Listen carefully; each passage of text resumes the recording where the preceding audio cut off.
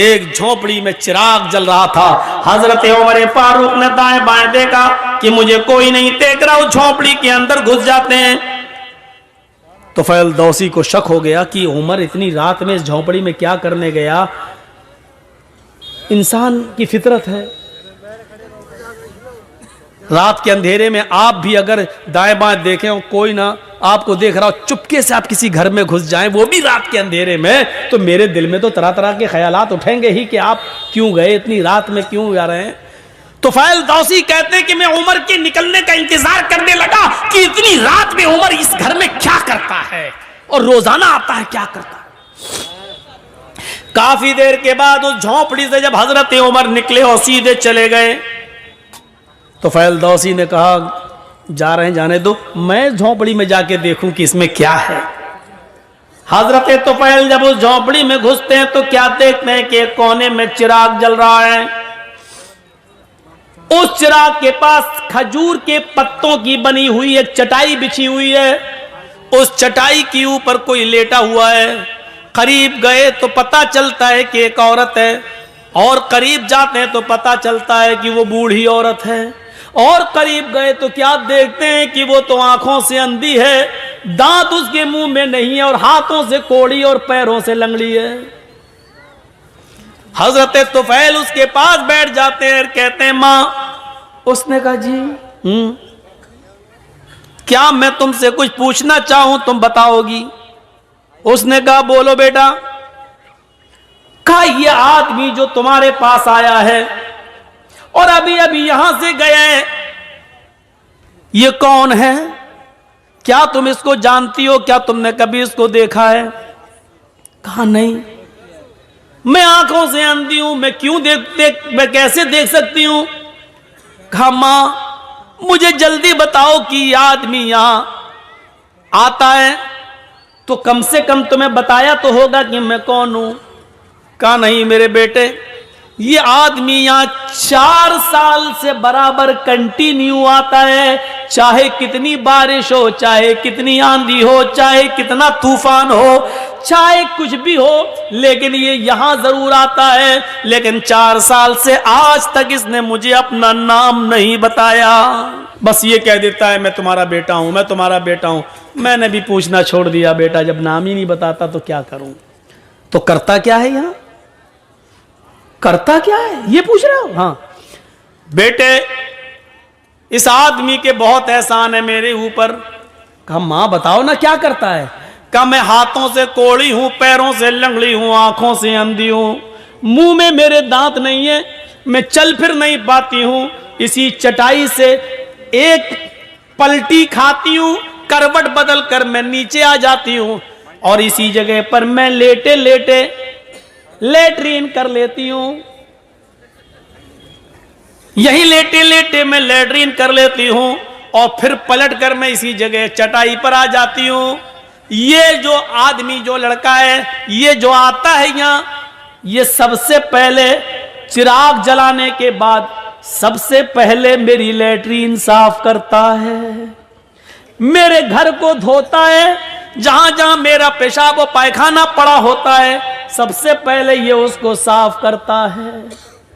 अमीरुल मोमिनीन 22 लाख मुरब्बा मील पर हुकूमत करने वाली शख्सियत, मोदी जी सिर्फ हिंदुस्तान के हैं। हजरत उमर ने इतनी बड़ी हुकूमत, इतने बड़े रकबे पर हुकूमत की थी। उस वक्त इराक, ईरान, मिस्र, शाम, फिलिस्तीन, आजरबाईजान, उर्दुन, चाइना, मराकश, सीरिया, ये सारे मुल्क उसमें शामिल थे, और इन तमाम मुल्कों का अकेला एक हाकिम था जिसका नाम था उमर। इतनी बड़ी खिलाफत का मालिक, और सूरत हाल एक नाबीना, पैरों से लंगड़ी, हाथों से कोड़ी, दांतों से बिल्कुल खाली और आंखों से अंधी एक बूढ़ी औरत के घर से उसकी लेटरीन और पेशाब और पायखाना साफ करता है। उसके बाद मेरे कपड़े चेंज करता है, मुंह हाथ धुलने की जरूरत होती है मुझे मुंह हाथ धुला देता है, नहलाने की जरूरत होती है तो मुझे गुस्ल देता है, कपड़े चेंज कराता है, फिर मेरे जिस्म से उतरे हुए पुराने या गलते कपड़े यही कुएं के पास बैठकर उसको वो धोता है और सूखने के लिए डाल देता है। उसके बाद इसी जगह पर चूल्हा जलाता है, खाना बनाता है, लकड़ियों को फूंक फूंक कर उसका धुआं उसकी आंखों में जाता है, लेकिन ये सब करता है। मैं दांत नहीं है, अपने मुंह में वो चबाता है, उसको नरम करके फिर वो मेरे मुंह में डालता है, और जब तक मेरा पेट नहीं भर जाता वो यहां से जाने का नाम नहीं लेता। हजरत तुफैल दौसी चीख पड़े, अमीरुल मोमिनीन, मैं तुम्हें क्या समझ रहा था और तुम क्या निकले।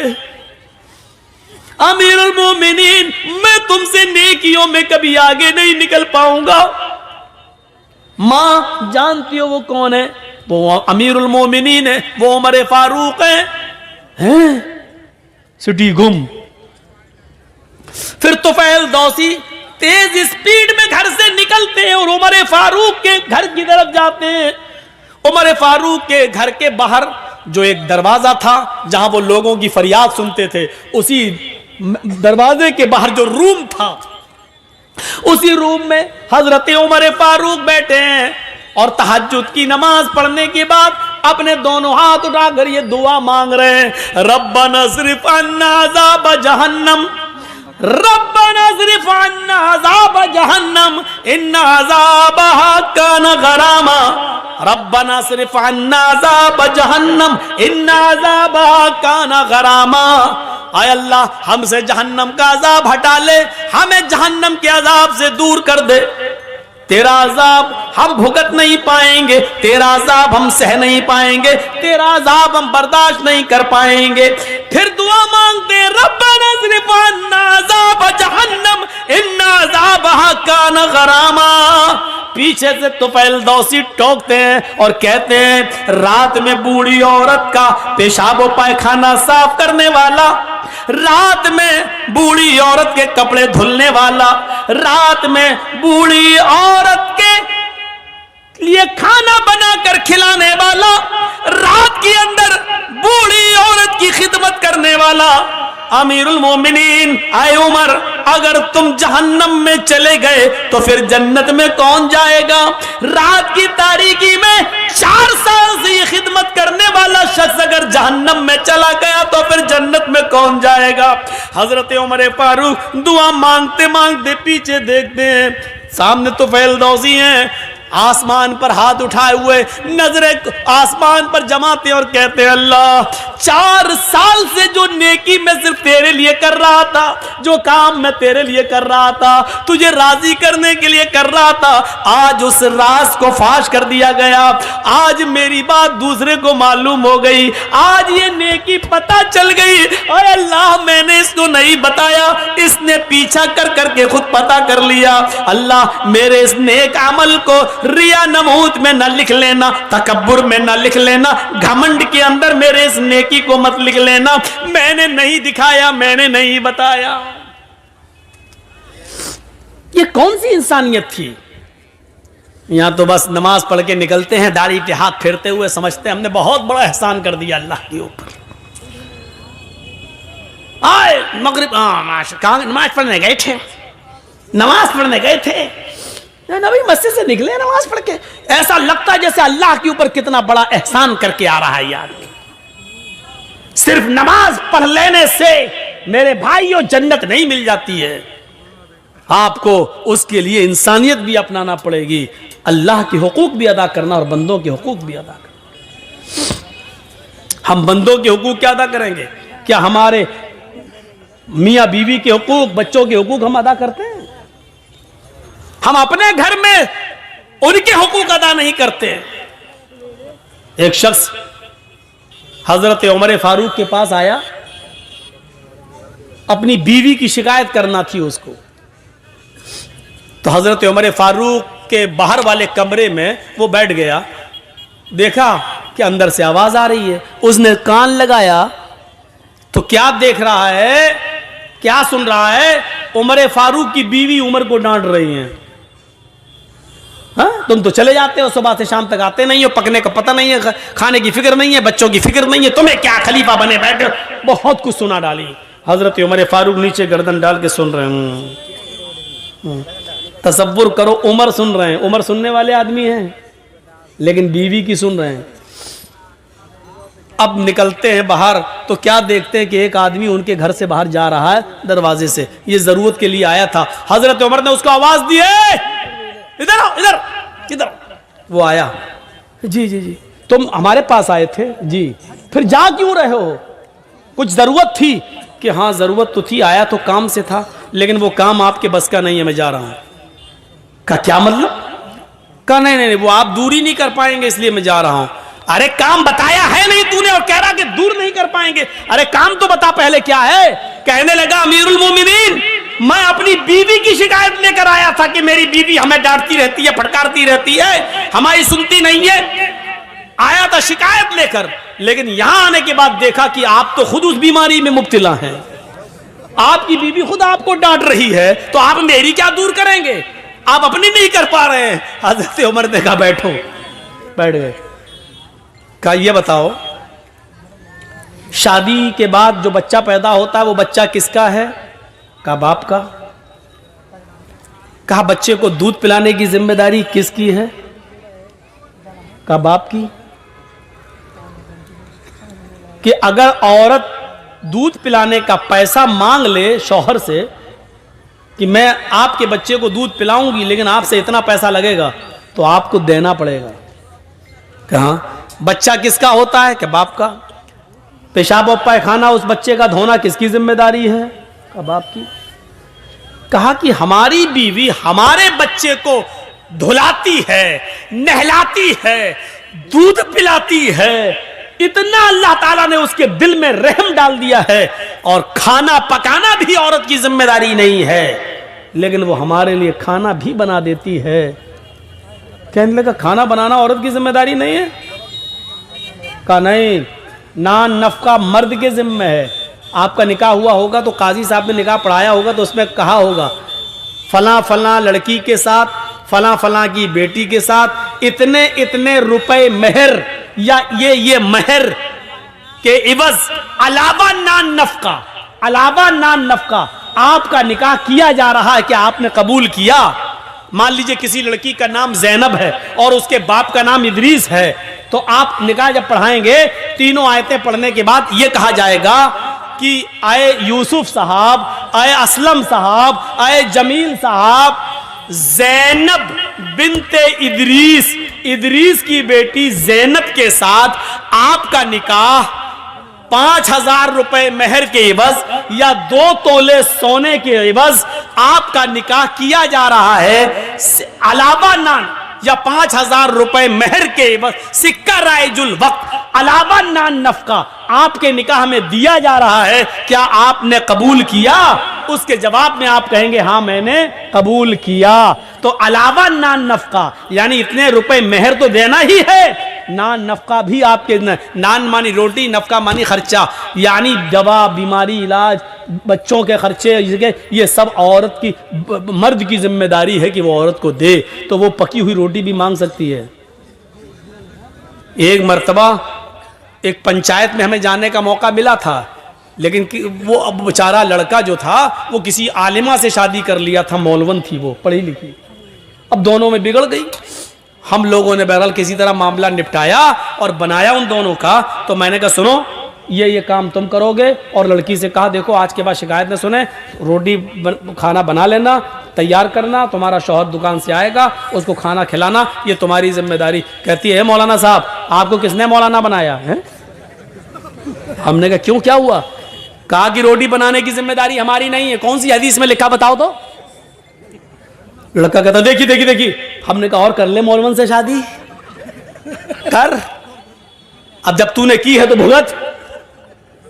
फिर मैंने 4 लोगों के साथ मिलकर समझाया कि देखो समाज के अंदर भी कुछ बातें ऐसी होती हैं जो लेके चलना पड़ता है। अब तुम्हारा शौहर जब इतना कर रहा है तो खाना तुम भी तब उसको प्यार से समझाया, तब कहती हाँ ऐसे समझाओगे तो बना दूंगी, लेकिन अगर ये कहोगे खाना बनाना तुम्हारी जिम्मेदारी, मेरी नहीं है। अब आप लोग सोच रहे होंगे मौलाना यहां बयान कर दिया, कहीं ऐसा ना हो कि घर में कल हमारी औरतें हमसे खाना बनवाएं। इतना जालिम नहीं होंगी इंशाअल्लाह, इतना जालिम नहीं होंगी, जुल्म नहीं करेंगी। तो हजरत उमर ने उसको समझाया कि वो खाना बना देती हैं, कपड़ा धो देती हैं, बच्चे को नहला देती हैं, उसका पेशाब और पायखाना साफ कर देती हैं। कहता हाँ ये तो है, हाँ ये तो है, हाँ ये तो है। तो कहा फिर थोड़ी सी 2-4 बातें सुन ले, उसमें क्या बिगड़ रहा तेरा, चुप खामोश हो जा। देख मैं कितनी बड़ी हुकूमत का मालिक, मैं सुन रहा हूं अपनी बीवी की, तू भी सुन ले। उसको समझा दिया हर मामले में अकड़ ही ठीक नहीं होती है, क्योंकि अल्लाह के रसूल सल्लल्लाहु अलैहि वसल्लम ने फरमाया फ़इन्नल मरअता खुलिक़त मिन ज़िलइन, औरत आदम अलैहिस्सलाम की बाएं पिसली से पैदा हुई है, और पिसली का ऊपर वाला हिस्सा जो है वो टेढ़ा होता है। आप देख लीजिए ये पिसलियां है ना, ये पिसली, ये सबसे ऊपर वाली पिसली से पैदा हुई औरत, बाएं तरफ जो उल्टी तरफ। और आप देखेंगे पिसली जब आप निकालोगे जिस्म से तो ऐसे निकलेगी, ऐसे टेढ़ी होगी। अल्लाह के नबी ने फरमाया फ़इन ज़हबता तुक़ीमुहु कसरतहु, अगर तुम उसको सीधा करोगे ऐसे तो यहां तक तो सही होगी, बस ज्यादा करोगे टूट जाएगी, सीधी नहीं हो सकती। खुद अल्लाह के नबी कहते पिसली टेढ़ी है, फ़इन ज़हबता तुक़ीमुहु कसरता, अगर तुम उसको सीधा करने गए तो टूट जाएगी। वइन तरकहु लम यज़ल अवज, और अगर छोड़ दिया तो टेढ़ी रहेगी। क्या करोगे, अगर नहीं उसको सीधा किया छोड़ दिया तो टेढ़ी रहेगी, और सीधा करोगे तो टूट जाएगी। यानी औरत टेढ़ी है, सीधा करोगे तो तलाक हो जाएगी, इसलिए टेढ़ा ही रहने दो। ये औरत की फितरत बताई अल्लाह के रसूल ने। तो टेढ़ापन थोड़ा सा बर्दाश्त करो, क्योंकि सीधा करने के चक्कर में रहोगे औरत को तो औरत टूटना गवारा कर लेगी, लेकिन सीधा नहीं होगी। अब इससे ज्यादा खुलकर अल्लाह के नबी और क्या बताएंगे, समझदार के लिए इशारा काफी है। मतलब यह है कि औरत को पिसली की तरह है, उसको उसी हाल में रहने दो जिस हाल में वो है। थोड़ी बहुत बातें उसकी सुन लो, क्योंकि शैतान तो चाहता ही है कि घर बिगड़वाए। अपनी औलाद के हुकूक अदा कीजिए।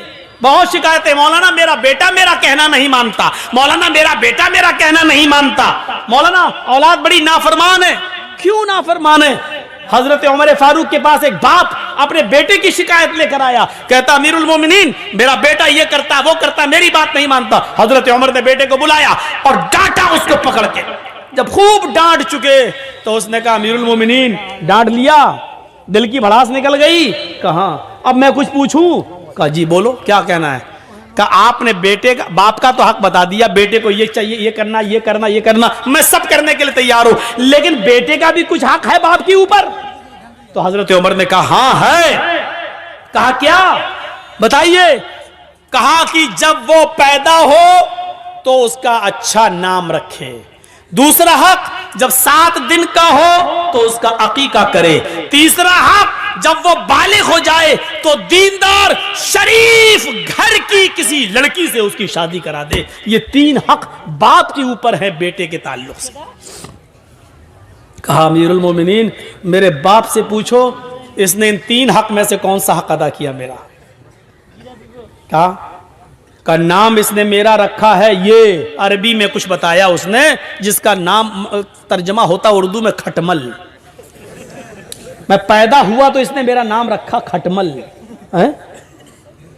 और 7 दिन का हुआ तो इसने अकीका नहीं किया, और जब मैं बालिग हुआ तो मेरी शादी ऐसी लड़की से करा दी है जो बीवी नहीं डाइन है।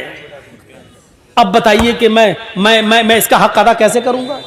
तब हजरत उमर फारूक ने लड़के की बात को सुना और उसके बाद फिर बाप को डांटा कि जब तुम अपनी औलाद का हक अदा नहीं कर रहे हो तो क्या उम्मीद रखोगे कि आपकी औलाद आपका हक अदा करेगी? है दोनों तरफ हैं मामलात। आप अपनी औलाद को रात के 12 बजे तक 1 बजे तक एंड्रॉइड मोबाइल दे दो और आपकी औलाद यूट्यूब पे लगी रहे, फेसबुक पे लगी रहे, मैसेंजर पे लगी रहे और पूरी 2 GB पर उसको जब तक खत्म ना कर ले, बिस्तर पे सोने ना जाए, तो आप अपनी इस औलाद से ये उम्मीद रखते हैं कि आपके मरने के बाद आपकी औलाद आपके लिए दुआ करेगी, रब्बिग़फिरली व लिवालिदैया। क्या ये कहेगी कि अल्लाह मुझे बख्श दे और मेरे माँ बाप को बख्श दे? आप ये उम्मीद लगाते हैं? हजरत मरियम अलैहिस्सलाम जिस मस्जिद के जिस मेहराब में रहती थी, हजरत ज़करिया उनकी किफालत करते थे। पढ़िए सूरह मरियम कुरान में। उनके पास बेमौसम फल आ गया उस मेहराब के अंदर। आम का मौसम नहीं था, आम आ गया। लीची का मौसम नहीं था, कोई फल आ गया जिसका मौसम नहीं था। जब ज़करिया ने बेमौसम फल देखा, मरियम के पास मस्जिद के मेहराब में जब बेमौसम फल देखा तो पूछा, अन्ना लके हाजा, आए मरियम ये फल कहां से आया? इस फल का तो मौसम नहीं है, लेकिन ये फल कहां से आ गया? यानी हजरते मरियम की किफालत करने वाले ज़करिया अलैहिस्सलाम अपनी जिसकी परवरिश कर रहे हैं मरियम से सवाल कर रहे हैं कि ये बेमौसम फल कहां से आ गया। गौर करें, ये एक बाप की जिम्मेदारी है कि ये बाप अपनी बेटी से पूछे कि बेटी ये तेरे पास मोबाइल कहां से आया है? तू घर से 4 कॉपी लेकर स्कूल गई थी, ये 5वीं कॉपी तेरे पास कहां से आ गई? मेरी बेटी तेरे मोबाइल में खाला का नंबर था, चची का नंबर था, फूफी का नंबर था और अम्मी का नंबर था, ये 5वां नंबर तेरे पास कहां से आ गया? मेरी बेटी तेरे मोबाइल में 10 रुपए का बैलेंस था, तुझे अपने माँ बाप को मिस बैल मारने के लिए 10 रुपए दिए थे ताकि कोई जरूरत पड़े तो मिस बैल मारना, हम तुझे कॉल कर लेंगे। ये तेरे मोबाइल में व्हाट्सएप चलाने के लिए नेट पैक कैसे आ गया? ये 1 GB 1.5 GB तुझे जो नेट पैक मिल रहा है ये कहां से आ गया? ये जिम्मेदारी किसकी है? हजरत ज़करिया मरियम से पूछ रहे हैं। कौन मरियम? कौन मरियम जिनके पेट से ईसा पैदा हुए? कौन मरियम जिनको बगैर शौहर के अल्लाह ने बेटा अता किया?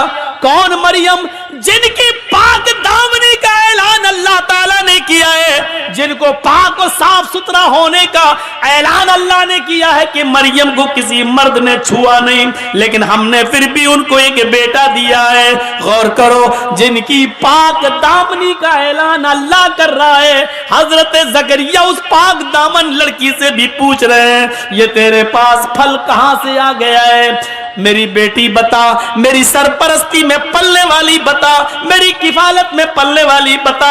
ये बताना होगा ये बेमौसम फल तेरे पास कहां से आया? मैंने दिया नहीं, तेरा कोई भाई है नहीं, फिर तेरे पास ये फल कहां से आ गया? अल्लाह की नेक बंदी थी, अल्लाह वाली थी, इसलिए जवाब देती है क़ालत हुआ मिन इंदिल्लाह। ज़करिया मेरे बारे में गलत मत सोचो, आपने पाला है, आपके खून में आपकी परवरिश को मैं जलील नहीं होने दूंगी, आपका नाम कभी खराब नहीं होने दूंगी। किसी लड़के ने मुझे ये फल नहीं दिया है, किसी मेरा कोई बॉयफ्रेंड नहीं है। क़ालत हुआ मिन इंदिल्लाह, ये फल तो अल्लाह की तरफ से आया है, फरिश्ता दे गया है, ये दुनिया का नहीं जन्नत का फल है, ये मेरी इबादतों के बदले में अल्लाह रब्बुल आलमीन ने जन्नत से भेजा है, इसमें किसी लड़के का कोई दखल नहीं है। जब मरियम से क्लास ली जा सकती है तो हम अपने बेटे और बेटियों की क्लास क्यों नहीं ले सकते? हम अपनी बच्चियों से क्यों नहीं पूछ सकते? हम उनसे सवाल जवाब क्यों नहीं कर सकते? हम उनसे क्यों नहीं पूछ सकते कि बेटी ये रात में 12 बजे तक क्यों जागती हो, मोबाइल क्यों चलाती हो, मोबाइल पर क्यों रहती हो? ये एक बाप की जिम्मेदारी है कि वो अपनी बेटी से पूछे, अपनी बच्ची से पूछे। चलिए लगभग खत्म ही था।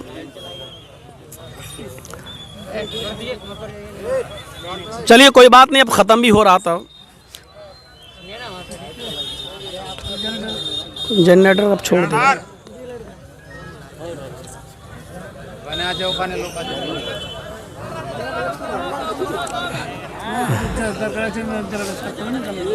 अरे बैठिए ना आप लोग थोड़ा सा और, बस बस हो गया, थोड़ा सा बैठ जाए। ये क्या माइक बंद कर दिया? बस थोड़ा सा और,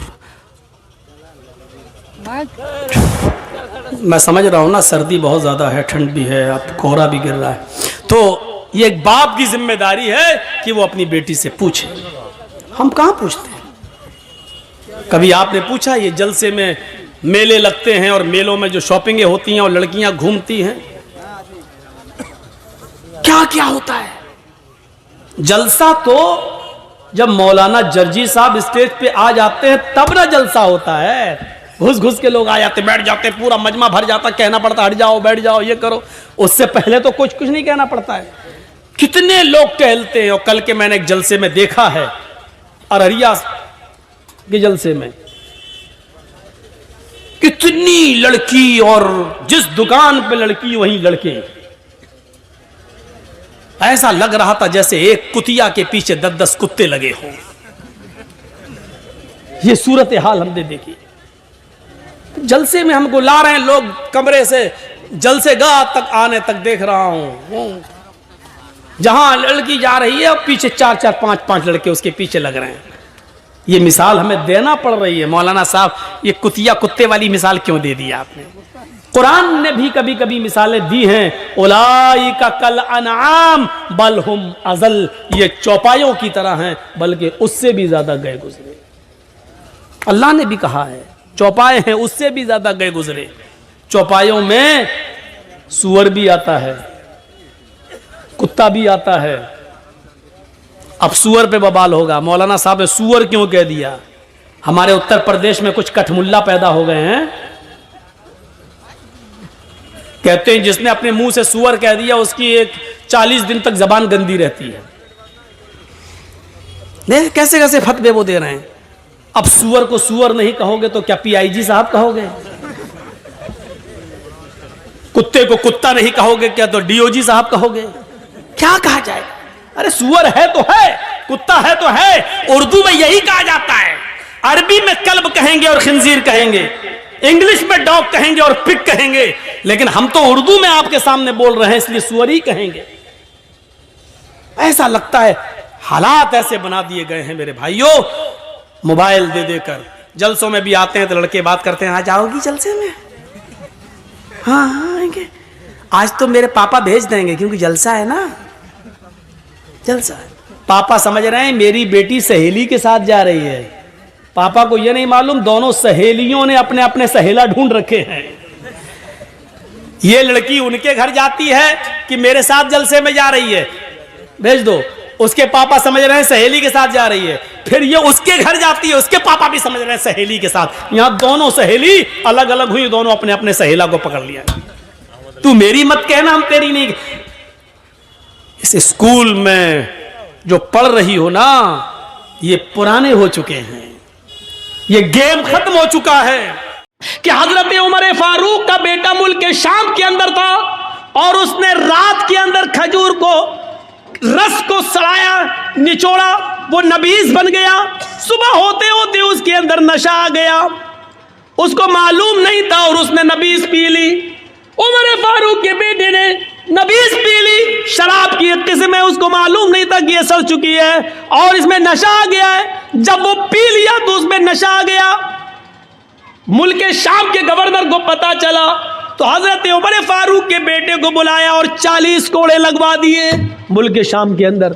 लेकिन मदीने में जब उमर फारूक को पता चला कि मेरा बेटे ने शराब पी ली और यह भी पता चला कि 40 कोड़े लग गए, लेकिन इसके बावजूद लेटर लिखा हमारे प्रयास को कि मेरे बेटे के लिए मैं घोड़ा भेज रहा हूं स्पेशल, उस घोड़े से मेरे बेटे को जल्दी वापस मदीने भेजा जाए। बेटा खुश था कि मेरे अब्बू ने कोई अर्जेंट काम के लिए बुलाया। जब हमारे प्रयास ने उस स्पेशल घोड़े से उमर फारूक के बेटे को भेजा, बेटा जब आया तो उसको उसकी मां से नहीं मिलने दिया, कहा इसको हिरासत में लो। हिरासत में ले लिया अपने लखते जिगर को, अपने बेटे को, और उसको कहा जल्लाद से कि कोड़े लगाओ, 40 कोड़े इसको मेरे सामने मारो। बेटा कहता है अमीरुल मोमिनीन, आए अब्बू जान, एक जुर्म की 2 बार सजा कैसे? 40 कोड़े की सजा तो मैंने मुल्क शाम में खा ली है, धोखे से नशे वाली चीज पी ली। इसके बावजूद मैंने 40 कोड़े वहां खा लिए, फिर यहां क्यों मारा जा रहा है? कहा पहला जल्लाद 10 कोड़े मारेगा, उसके बाद दूसरा मारेगा, क्योंकि 10 के बाद वो थक जाएगा, फिर जितनी जोर से मार पड़नी चाहिए उतनी जोर से मार नहीं पड़ेगी। 40 कोड़े दूसरे जल्लादों से पड़वाया। बेटा कहता रहा अब्बू जान, एक जुर्म की डबल सजा, ये बेइंसाफी है। हजरत उमर कहते रहे बेटे मुझे अमर इब्न आस पर भरोसा नहीं है, अल्लाह की कसम उन्होंने कोड़े मारे लगवाए, हाँ मैं जानता हूं कोड़े लगवाए, लेकिन मेरा दिल कहता है कि अमर इब्न आस ने रियायत बरती होगी, जितनी जोर से कोड़े मारना चाहिए उतनी जोर से नहीं पड़े होंगे, इसलिए कि आप अमीरुल मोमिनीन के बेटे हैं, उमर फारूक के बेटे हैं, ये सोचकर जल्लादों ने हल्के हल्के कोड़े मारे होंगे। आज असली कोड़े अब पड़ेंगे तुम्हारे ऊपर। जब अपनों को सजा देने का रवाज था तो जराइम बंद थे, जब अपनों को बचाया जाता है तो जराइम का अंबार लगता है और जराइम पैदा होते हैं। सीखो, हुकूमत ऐसे चलती हैं। आए उमर इब्न अब्दुल अजीज, आपको अगर 1 महीने की तनख्वाह दे दूं एडवांस, अगले महीने अगर आप जिंदा नहीं रहे, इंतकाल हो गया, तो 1 महीने की ये तनख्वाह वापस कौन करेगा? हजरत उमर इब्न अब्दुल अजीज रोने लगे और अपनी बीवी से कहने लगे, बीवी जिस अमीरुल मोमिनीन का कैशियर इतना ज्यादा अमानतदार हो, इतना ज्यादा अल्लाह से डरने वाला हो कि वो अपने अमीर को भी, अपने हाकिम को भी सवाल कर रहा हो, तो मुझे उम्मीद है कि इंशाअल्लाह 1 दिरहम की बेईमानी नहीं होगी। मेरा बच्चा कल पुराने कपड़े ही पहनेगा। 1 महीने की तनख्वाह में एडवांस नहीं लेंगे, क्योंकि हमें ये मालूम नहीं है कि अगले महीने हम जिंदा रहेंगे भी या नहीं रहेंगे। मेरे भाइयों, ये वाक़यात हमें झंझोड़ देते हैं, ये वाक़यात हमें झंझोड़ देते हैं अंदर से।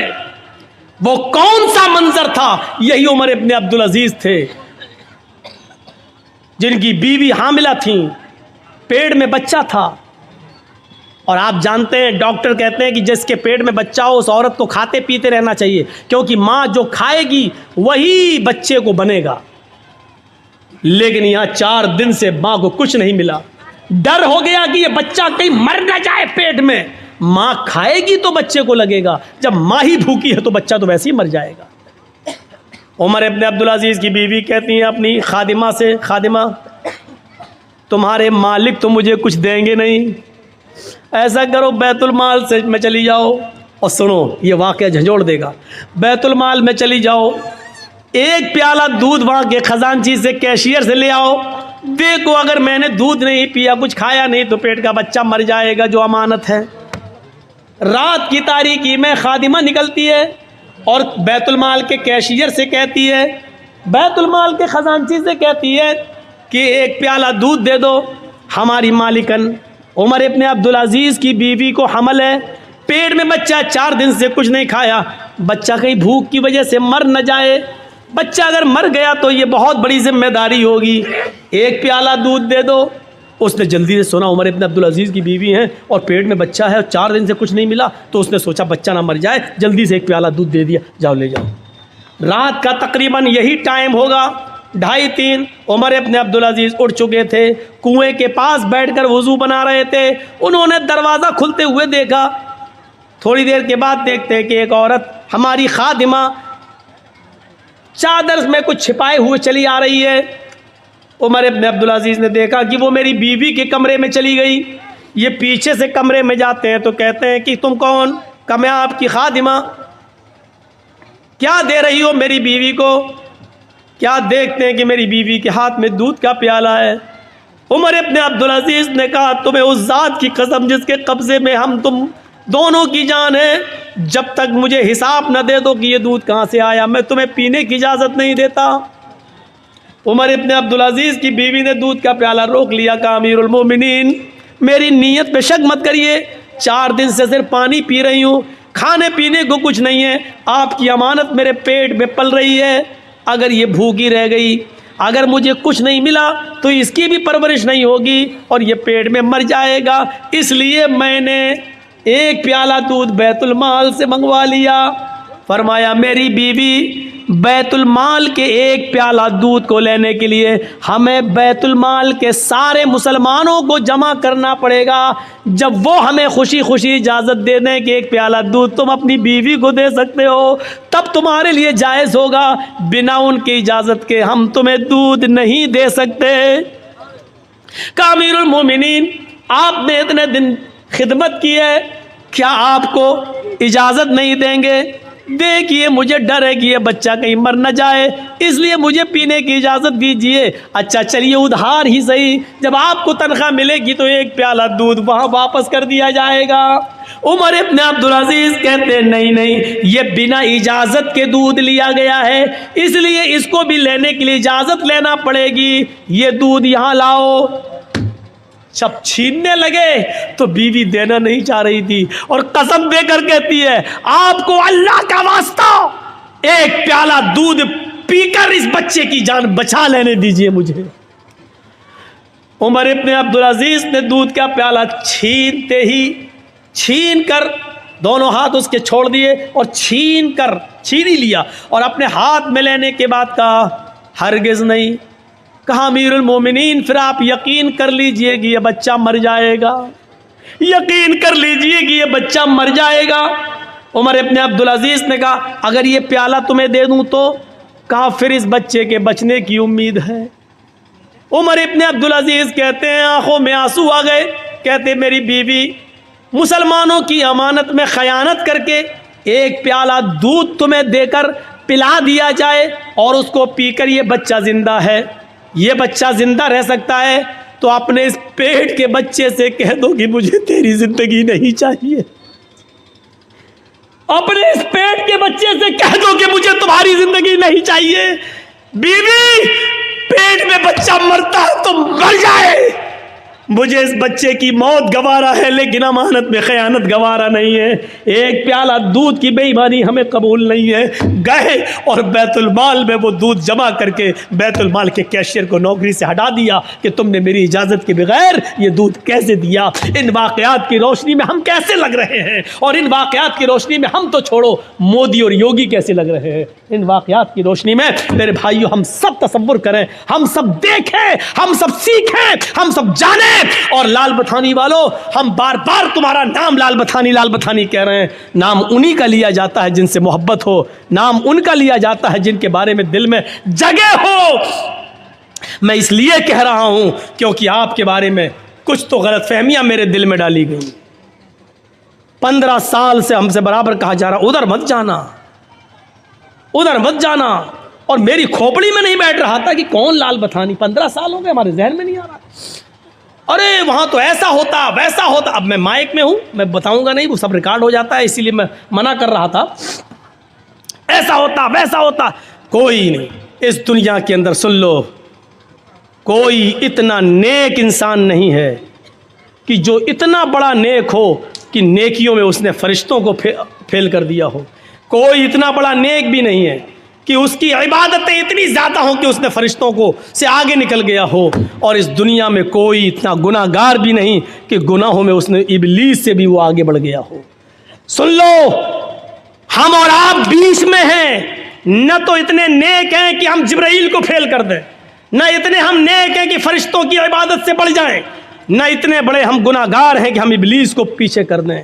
इसीलिए फरमाया अल्लाह के रसूल ने, कुल्लु बनी आदम खत्ताऊन व खैरुल खत्ताईन तव्वाबून। हर इब्ने आदम से खता और गलती होती है, बेहतर गलती करने वाला और बेहतर गुनाहगार वो है गुनाह करके अपनी गलती की फ़ौरन तौबा कर ले। जानबूझकर गुनाह नहीं, धोखे से गुनाह हो जाए तो अपनी गलती की फ़ौरन तौबा कर ले और अपने रब को मना ले, अपने रब को राज़ी कर ले। लाल बथानी के लोगों, सुना है मैंने, अल्लाह करे कि ये चीज़ गलत हो, अल्लाह करे जिसने मुझे बताया हो ये चीज़ गलत साबित हो जाए। सुना है कि जहाँ भू माफियागिरी चलती है, जहाँ हम दूसरों की ज़मीनों पर कब्जा किए हैं, ज़मीन मेरी 4 बीघा है और हम 20 बीघा के मालिक बने बैठे, जहाँ ये बुराई हमारे अंदर है, वहाँ शराब नोशी भी बहुत ज़्यादा बड़ी हुई हमारे समाज में, मुआशरे में। जिसने मुझे बताया। अल्लाह करे कि ये खबर गलत हो, लेकिन अगर सही है तो समझ लो कि ये बहुत बड़ा जुर्म अजीम है। अभी सुन लिया, हज़रत उमर फारूक ने अपने बेटे को भी कोड़े लगाए और क्या कहा कि मुझे अमर इब्ने आस पर शक है, ऐसा हो सकता है कि उन्होंने रियायत बरती हो। मेरे भाइयों, शराब इतना बड़ा जुर्म अजीम है। पहले तो ये हराम नहीं हुई, और जब हराम हुई तो आपको मालूम होना चाहिए इसको किसी मजबूरी में और किसी बीमारी में भी पीने की इजाज़त नहीं दी अल्लाह के नबी सल्लल्लाहु अलैहि वसल्लम ने। शायद आपको मालूम होगा, उमर फारूक का ज़माना था, अमीरुल मोमिनीन का ज़माना था। उसमें एक बहुत बुजुर्ग एक सहाबी थे जिन्होंने बहुत लंबी उम्र पाई है। उस सहाबी का नाम है कुदामा इब्ने मज़ून। सहाबी का नाम है कुदामा इब्ने मज़ून। बहुत बुजुर्ग हो गए थे, इन्होंने अल्लाह के नबी का ज़माना भी पाया। फिर नबी अकरम के इंतकाल के बाद अबू बकर खलीफा बने, उनके भी ज़माना पाया। अबू बकर के बाद उमर फारूक आए तो उमर फारूक का भी ज़माना इन्होंने पाया। उमर फारूक के दौरे खिलाफत में ये काफ़ी बूढ़े हो गए थे, बहुत कमज़ोर हो चुके थे। ये अपने बच्चों के सहारे उठते थे और चलते थे, मस्जिद में जाते थे। कभी कभी जब तबीयत ठीक होती थी तो लाठी का सहारा लेकर मस्जिद में अपने आप पहुंच जाते थे, लेकिन चलते थे लाठी लेकर ही। एक रात में इनको बहुत शदीद दर्द हुआ और उस दर्द ने इस बुजुर्ग सहाबी को की नींद हराम कर दी। करवट तक बदलने में बेचैनी हो रही थी, दर्द से कराह रहे थे। लेकिन सवाल यह कि रात में तबीब कौन मिलेगा, हकीम कौन मिले, नहीं था। तो घर में पुराने ज़माने की एक शराब की बोतल रखी हुई थी। किसी ने कहा, कुदामा इब्ने मज़ून से, घर में किसी फर्द ने कहा कि एक काम करिए अब्बू, ये थोड़ी सी शराब आधी बोतल पी लीजिए, इतनी पी लीजिए कि आपको नींद आ जाए। होता ही है, आदमी जब दर्द से कराता है तो डॉक्टर टेबलेट दे देता है, नींद की गोली दे देता है, वो आप खा लीजिए, सो जाएंगे। याद रखना, नींद की गोली खाना और शराब पीना दोनों एक दर्जे में दाखिल है। लेकिन डॉक्टर जब नींद की गोली तजवीज़ कर दे तो जितने पावर की लिखेगा उतने पावर की दवा आप इस्तेमाल कर सकते हैं बतौर दवा के। शरीयत इस बात की इजाज़त देती है। डॉक्टर ने लिखा है हल्के पावर की 0.25 और हम खा रहे हैं 0.5, यानी डबल पावर की। तो आप ये शराब पी रहे हैं, ये जुर्म है, फिर आपका, फिर गुनाहगार हैं आप। डॉक्टर अगर आपको लिख रहा है 54 भर की और आप खा रहे हैं 98 भर की, तो इसका मतलब यह है कि आप शराब पी रहे हैं। डॉक्टर के मशवरे के मुताबिक, डॉक्टर वो भी MBBS MD डॉक्टर जो दवाओं में माहिर, झोला छाप नहीं जो साइकिल लेके दौड़ते रहते हैं और ख़ुद मरीज़ ढूंढते हैं, इनका ये नहीं, इनको तो खुद ही नहीं मालूम होती कि कौन से पावर की दवा इस्तेमाल की जाए। तो कुदामा इब्ने मज़ऊन को किसी ने कहा कि आप शराब पी लीजिए, इतनी पी लीजिए कि आपको नींद आ जाए, क्योंकि मजबूरी है, आप दर्द से कराह रहे हैं, आप कम से कम आराम से सो जाएंगे। कुदामा इब्ने मज़ऊन ने सोचा कि हाँ चलो, मजबूरी है, दर्द की वजह से, हम कोई शराबी थोड़ी हैं, हराम हो चुकी है, लेकिन दर्द हो रहा है तो बतौर दवा के हम इसको इस्तेमाल कर लेते हैं। तो कुदामा इब्ने मज़ऊन ने बुढ़ापे में थोड़ी सी शराब पी ली, इतनी पी ली कि उनको नींद आ गई।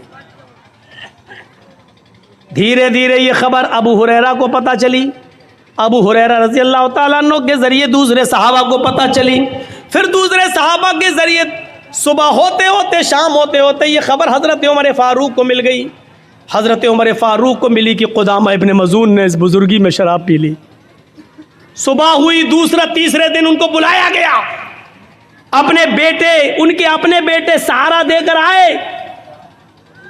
कुदामा इब्ने मज़ऊन उमर फारूक के सामने खड़े हैं और देखिए, तुम तो तंदुरुस्ती में शराब पीते हो, कुदामा इब्ने मज़ऊन बूढ़े हैं और बीमारी में शराब पी ली थी। हजरत उमर फारूक ने कहा है, कुदामा मैंने सुना है कि तुमने शराब पी है परसों। कुदामा इब्ने मज़ऊन कहते हैं, हाँ आपने सही सुना है, लेकिन आपने शायद ये नहीं सुना कि मैंने किस वजह से शराब पी। रात में कोई हकीम नहीं मिला और दर्द ने मुझे बेचैन कर दिया था, तो मैंने सोने के लिए, नींद आ जाए और दर्द से मुझे छुटकारा मिल जाए, इसलिए मैंने इतनी शराब पी ली थी। हजरत उमर फारूक ने एक मीटिंग बुलाई और कहा, तुम लोग बहुत से साहबा अल्लाह के नबी के ज़माने में भी मौजूद थे, आज मुझे ये बताओ, क्या अल्लाह के रसूल ने कभी किसी सहाबी को मजबूरी में भी, किसी बीमारी में भी शराब पीने की इजाज़त दी है? अगर एक वाक़या मुझे मिल जाए कि बीमारी में किसी को शराब पिलाई हो तो मैं कुदामा इब्न मज़ून को छोड़ दूंगा, लेकिन किसी भी सहाबी ने जवाब नहीं दिया। सब ने कहा कि मजबूरी में भी और बीमारी में भी अल्लाह के नबी ने किसी को शराब पीने की इजाज़त नहीं दी। काए कुदामा, तुम्हें सज़ा मिलेगी और 40 कोड़े तुम्हें पड़ेंगे। कुदामा इब्न मज़ून तैयार हो गए, ठीक है फिर मारिए। बुढ़ापे में जो आदमी खुद खड़ा होने के लायक न हो, उनके बेटे उनको खड़ा कर देते हैं। अबू हुरैरा और दूसरे सहाबा कहते हैं, अमीरुल मोमिनीन, एक बुजुर्ग आदमी को, एक बूढ़े आदमी को जो अपने पैरों के बल खुद खड़ा होने के लायक नहीं है, ऐसे आदमी को आप सज़ा कैसे दे सकते हैं? उनको मालूम नहीं था मजबूरी में पिए। हज़रत उमर कहते हैं, अबू हुरैरा अपनी बात अपनी पॉकेट में रखो, या मुझे मजबूरी में शराब पीने की कोई दलील दे दो कि अल्लाह के रसूल ने कभी किसी को बीमारी में शराब पीने की इजाज़त दी हो, और जब तक ये दलील नहीं दोगे मैं किसी की बात नहीं मानूंगा। तो फिर मीटिंग होती है और उस मीटिंग में ये होता है, आए अमीरुल मोमिनीन, सारे सहाबा कहते हैं अमीरुल मोमिनीन एक बात है, सज़ा मिलनी चाहिए इनको, चलो मैं भी कहता हूँ मारो, लेकिन अभी ये बीमार हैं, अभी चलने के लायक नहीं है, बिस्तर पर बैठकर नमाज पढ़ रहे हैं, दवा इनकी चल रही है, हफ्ता 10 दिन की इनको मोहलत दे दो, थोड़ी सी ताकत इनके अंदर आ जाए, जब ये अपने से लाठी लेकर चलने लगे तब इनको 40 कोड़े मार देना। अभी बेचारे चलने के लायक नहीं है, कल तो इनको दर्द ही हो रहा था और आज ये बेचारे अपने बच्चों के सहारे पर खड़े होकर यहाँ तक आए हैं। हज़रत उमर फारूक ने कहा, सॉरी, मैं तुम्हारी इस पेशकश को भी नहीं मान सकता।